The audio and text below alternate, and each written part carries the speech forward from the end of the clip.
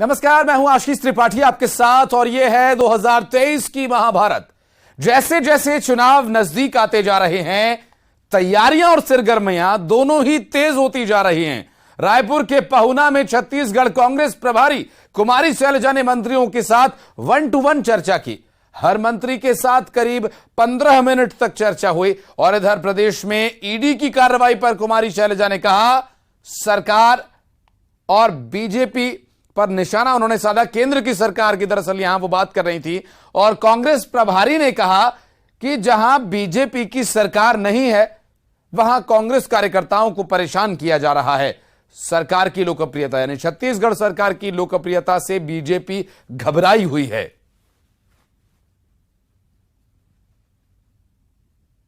जिस तरह से राजनीति से प्रेरित ये एक्शन हो रहा है और जिस तरह से छत्तीसगढ़ को टारगेट किया जा रहा है, आप जानते हैं, देश जानता है, दुनिया जानती है कि यहाँ पर हमारी सरकार कार्य कर रही है, बढ़िया कार्य कर रही है और इतनी अच्छी स्कीम है। क्या कारण है कि छत्तीसगढ़ में लोग कहते हैं, सभी कहते हैं कि यहाँ तो हमारी सरकार रिपीट होगी, तो हमने कुछ अच्छा कार्य किया होगा तभी लोग चाहते हैं और लोगों की आवाज़ आ रही है।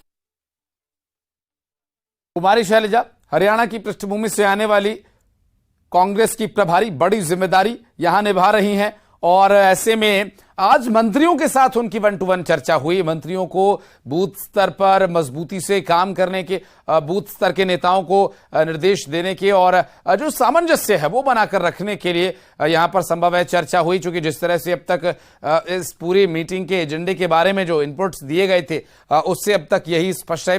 हालांकि आगे की स्थिति क्या होगी, कांग्रेस की सरकार का यहां पर जिस तरह से कार्रवाई जिस पर की जा रही है, जो मामले सामने आए अब तक, केंद्र सरकार पर आरोप जो लगाए गए हैं, ईडी की कार्रवाई और सरकार रिपीट होने का दावा, ये कितना कारगर साबित होगा, ये दावे कितने सटीक साबित होंगे, इसके लिए तो इंतजार करना होगा। लेकिन आज की मीटिंग का क्या असर छत्तीसगढ़ में हो सकता है और आगे आने वाले समय में क्या तैयारियां रहेंगी। चुनाव चूंकि बहुत ज्यादा दूर नहीं है, ऐसे में कुमारी शैलजा जो कि बड़ी जिम्मेदारी कांग्रेस के प्रभारी के तौर पर छत्तीसगढ़ में निभा रही हैं।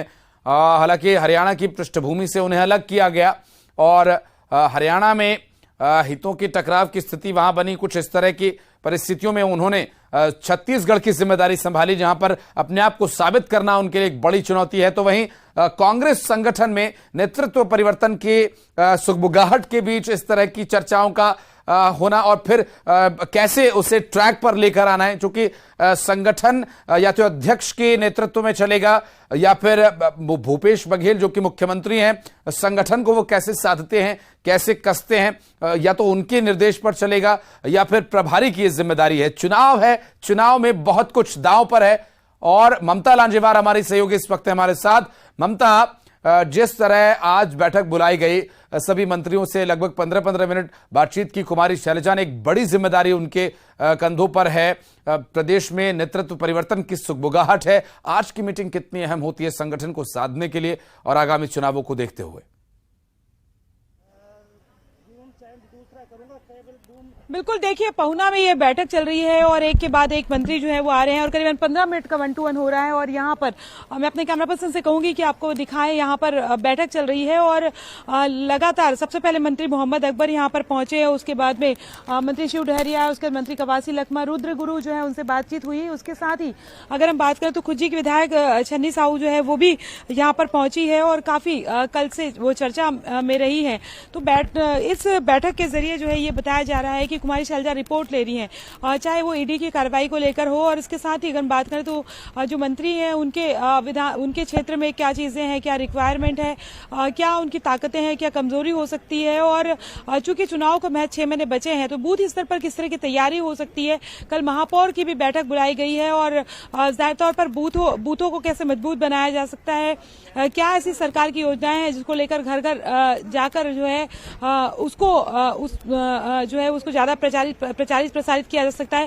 ये तमाम जो मसले हैं इस पर जो है वो चर्चा हो रही है। जी लेकिन ममता, दो बहुत ही महत्वपूर्ण बिंदु हैं। एक तरफ अपने आप को साबित करने की एक अतिरिक्त जिम्मेदारी कहें या एक छोटा प्रेशर अलग से जरूर कुमारी शैलजा पर होगा, क्योंकि हरियाणा की जिस पृष्ठभूमि से वो आई वहां पर कांग्रेस में एक जो खींचतान है और फिर उन्हें इस बीच एक बड़ी जिम्मेदारी छत्तीसगढ़ में दी गई। छत्तीसगढ़ में चुनाव है, नेतृत्व परिवर्तन की सुगबुगाहट है, तो संगठन और सरकार में तालमेल के साथ साथ चुनाव में बेहतर परिणाम देना, केंद्रीय नेतृत्व के सामने अपने आप को साबित करना, जितनी मेहनत कार्यकर्ताओं को, नेताओं को करनी है, उतनी मेहनत या उतना ही ज्यादा प्रेशर खुद कुमारी शैलजा पर भी यहां पर है।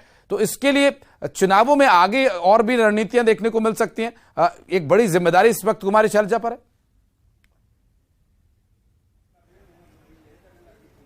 देखिए, जब कांग्रेस जो है वनवास काट रही थी, पीएल पुनिया जो है उनको प्रभार दिया गया था, उनको प्रभारी बनाया गया था, और उसके बाद उन्होंने जो सबसे ज्यादा मेहनत की वो की बूथों पर मेहनत की और बूथ किस तरह से मजबूत बनाया जाए। और बाद में कांग्रेस के जितने भी जगह पे चुनाव हुआ, देश भर में अलग अलग जगहों पर विधानसभा चुनाव हुए, तो वहां पर कांग्रेस पार्टी ने इसी चुनाव जो छत्तीसगढ़ में चुनाव जिस तरह से लड़ा था उसको रोल मॉडल के तौर पर बनाया। तो जाहिर तौर पर इसके बाद कुमारी शैलजा को जिम्मेदारी मिली हुई है। तो ये डबल रिस्पॉन्सिबिलिटी, एक दबाव तो कह ही सकते हैं कि एक तो ये कि जब पीएल पुनिया कांग्रेस के प्रदेश प्रभारी थे, उसके बाद से चुनाव जीत के एक क्रेडिट उनको भी पार्टी देती है कि चुनाव जीत के आए। दूसरी बात अगर हम बात करें तो एक तो उस इतिहास को दोहराना, दूसरा अगर हम बात करें तो 6 महीने में चुनाव को बचे हुए हैं, तो और बहुत समय पहले कुमारी शैलजा को जिम्मेदारी नहीं मिली है, तो एक सामंजस्य बिठाना सत्ता और संगठन के बीच में ये अपने आप में चुनौती है। और जिस बिल्कुल, और ममता, ये मीटिंग खत्म होने के बाद भी बहुत सारी बातें अंदर की जो है वो हो सकता है मीडिया के सामने आकर रखें कुमारी शैलजा। आप बने रहिए हमारे साथ, कुछ और खबरों पर आपसे बातचीत आगे करनी है। अभी फिलहाल अपने दर्शकों को बता दें कि हाल ही में बीजेपी छोड़ कांग्रेस में ज्वाइन हुए बीजेपी के पूर्व कद्दावर नेता रहे और बड़ा चेहरा नंद कुमार साय के पीसीसी अध्यक्ष बनाए जाने की चर्चा अब जोर पकड़ रही है। और इसी बीच इस मुद्दे पर मुख्यमंत्री भूपेश बघेल ने बड़ा बयान दिया। और क्या नंद कुमार अगले पीसीसी अध्यक्ष होंगे? इस सवाल के जवाब में भूपेश बघेल ने कहा कि नंद कुमार साय तो अभी अभी आए हैं, प्रदेश अध्यक्ष बनाना ये हाईकमान के अधिकार क्षेत्र में आता है। प्रदेश अध्यक्ष बदलने की चर्चाएं काफी तेज थी कई दिनों से, अभी विराम लगा। नंद कुमार साय को मौका मिलेगा? नंद कुमार साय जी का तो अभी पार्टी में आए हैं, और जहां तक अध्यक्ष बनाने की बात है तो वो पार्टी हाईकमान के अधिकार क्षेत्र में आता है, फैसला पार्टी हाईकमान करेगी। और ममता हमारे सहयोगी हमारे साथ लगातार बनी हुई। ममता, नंद कुमार साय प्रदेश अध्यक्ष बनाए जा सकते हैं या नहीं? सीएम भूपेश बघेल कह रहे हैं वो तो अभी अभी आए, तो क्या ये बयान ये माना जाए कि वो खारिज कर रहे हैं कि नंद कुमार साय को प्रदेश अध्यक्ष नहीं बना जा सकता? लेकिन साथ ही उन्होंने ये बात भी कही कि ये केंद्रीय आलाकमान का निर्णय है, उन्हीं का ये अधिकार क्षेत्र है।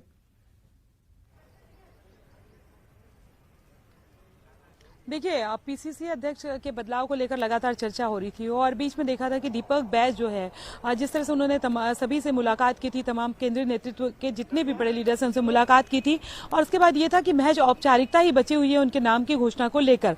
लेकिन उसके बाद में प्रियंका गांधी के दौरे हुए और भी कुछ ऐसी चीजें हुई, कांग्रेस पार्टी जो है उसमें संगठन के काम जो है उसमें उलझ कर रह गई, और एक तरह से ये लगभग तय माना जा रहा है कि दीपक बैज का जो नाम है वो पीसीसी के नए अध्यक्ष के तौर पे माना जा रहा है।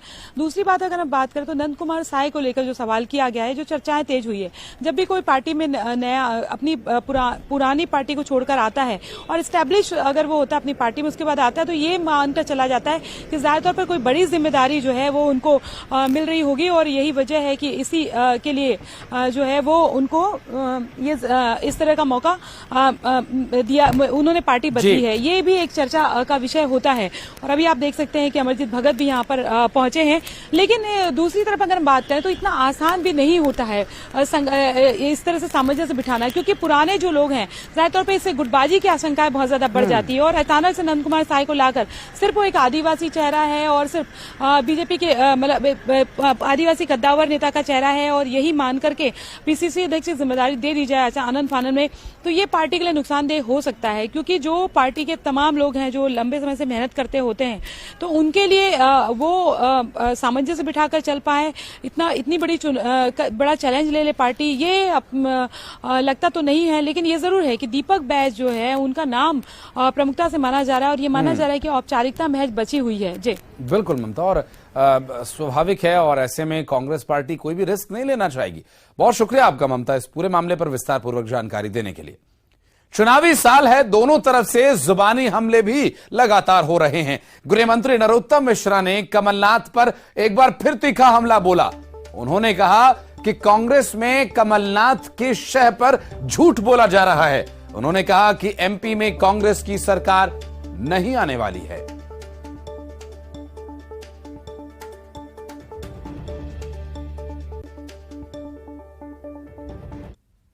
जो कर रहे हैं वो एक दिन का शो था उनका, और उसमें भी उन्होंने ये गलती की है। चूंकि उनको देना तो है नहीं, सरकार उनकी आना नहीं है, इसलिए झूठ पर झूठ बोले जा रहे हैं। सिर्फ झूठ के सहारे पर वर्तमान में कांग्रेस चल रही है। कितना और झूठ बोलेंगे झूठनाथ जी?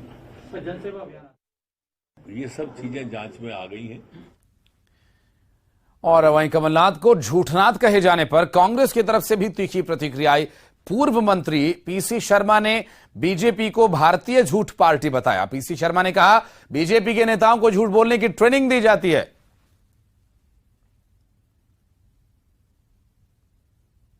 ये अपनी पार्टी का ही नाम ले रहे हैं। बीजेपी बी से इनकी पार्टी है, जेपी से झूठ पार्टी, तो झूठ पार्टी है ना। ये झूठ पार्टी जब ने इल्जाम लगा रही है, और इनका तो एक सिद्धांत ही रहा है, झूठ बोलो। इनकी जो ट्रेनिंग होती है उसमें 2 पॉइंट पे होती है, झूठ बोलो, जोर से बोलो, बार बार बोलो। और बूथ पे होती है जो डरा धमका के आया है उसको ले लो, जो खरीद के आया है उसको ले लो। 2 तो इनके एजेंडे हैं।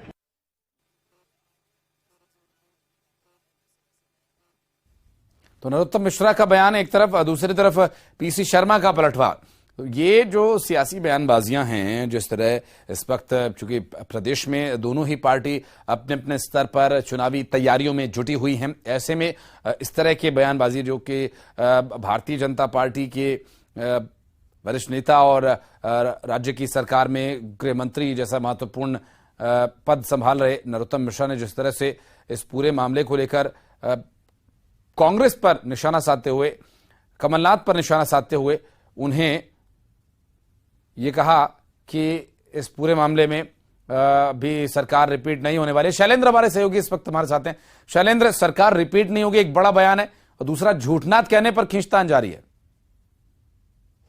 बिल्कुल, जैसे जैसे चुनाव नज़दीक आता जा रहा है आशीष, वैसे वैसे अब बयानबाजियों का दौर भी शुरू हो रहा है। और जिस तरीके से कल से कांग्रेस की तरफ से जो महिला सम्मान कार्यक्रम जो शुरू किया गया, उसको लेकर बीजेपी जो है वो कहीं ना कहीं कांग्रेस पर और कमलनाथ पर हमलावर है, और कह रही है कि कहीं ना कहीं भ्रम फैलाने का काम जो है वो कांग्रेस के द्वारा किया जा रहा है। यानी 2018 के चुनाव में भी झूठ बोला गया था, लोगों से लाल नीले पीले जो है वो फॉर्म भरवाए गए थे, बाद में कर्ज माफी नहीं हुई। यानी झूठ बोलने का काम जो है वो सरकार उस समय कांग्रेस ने किया था, और अब एक बार फिर चुनाव नजदीक है, फिर झूठ बोलने का काम कर रहे हैं। और यही कारण है कि उन्होंने कहा कि अब कमलनाथ नहीं बल्कि झूठनाथ वो हो गए हैं, और लगातार वो झूठ बोलने का काम कर रहे हैं। और इस तरह से झूठ बोलने से जनता उनके साथ खड़ी नहीं होगी, क्योंकि 2018 में जो वादे किए थे वो उन्होंने पूरे नहीं किए, और यही कारण है कि वो कितनी भी कोशिश कर ले लेकिन सरकार मध्य प्रदेश में वापस नहीं आएगी। जिस तरीके से ये देखने में आया कि कमलनाथ ने न केवल महिला सम्मान के लिए 1500 रुपए देने का ऐलान किया, इसके साथ ही जो 500 रुपए में सिलेंडर, उसके बाद पुरानी पेंशन बहाली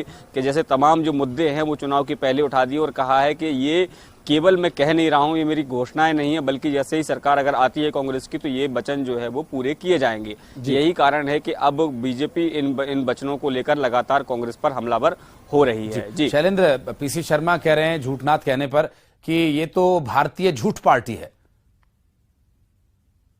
देखिए बिल्कुल, जैसा मैंने कहा कि देखिए जब बयानबाजी अगर होगी तो क्रिया की प्रतिक्रिया आना स्वाभाविक है। जिस तरीके से मध्य प्रदेश सरकार के गृह मंत्री ने जब कमलनाथ को झूठनाथ कहा, तो जब पीसी शर्मा जो पूर्व मंत्री हैं, कांग्रेस के दिग्गज नेता हैं, जब उनसे पूछा गया तो उन्होंने कहा कि ये बीजेपी नहीं बल्कि बीजेपी का मतलब जो है भारतीय झूठ पार्टी है। यानी जो कहीं ना कहीं झूठ बोलने का काम जो है वो इस पार्टी के द्वारा किया जाएगा। तमाम वो जो चीजें हैं, कुछ ऐसे चीजें गिना रहे हैं कि सरकार ने वादे किए, जनता के सामने घोषणाएं की, लेकिन वो घोषणाएं पूरी नहीं हुई। तो इस तरह तरह के तमाम जो आरोप प्रत्यारोप हैं अब दोनों ही राजनीतिक दलों की तरफ से लगाए जा रहे हैं, क्योंकि मध्य प्रदेश में इस साल के आखिरी में चुनाव होने और चुनाव के पहले हर राजनीतिक दल जनता के बीच जा रहा है और उनको लोग लुभावने वादे भी लगातार किए जा रहे हैं कि यदि उनकी सरकार आती है तो वो चाहे महंगाई को लेकर हो, किसानों को लेकर हो, युवाओं को लेकर बात हो, तो तमाम जो मुद्दे हैं, जो जनहित से जुड़े मुद्दे हैं, उन पर जो है वो बातचीत हो रही है और एक दूसरे के जो वादे हैं उसको लगातार झूठा साबित करने की कोशिश जो है वो यहाँ लगातार चल रही है। जी, चूंकि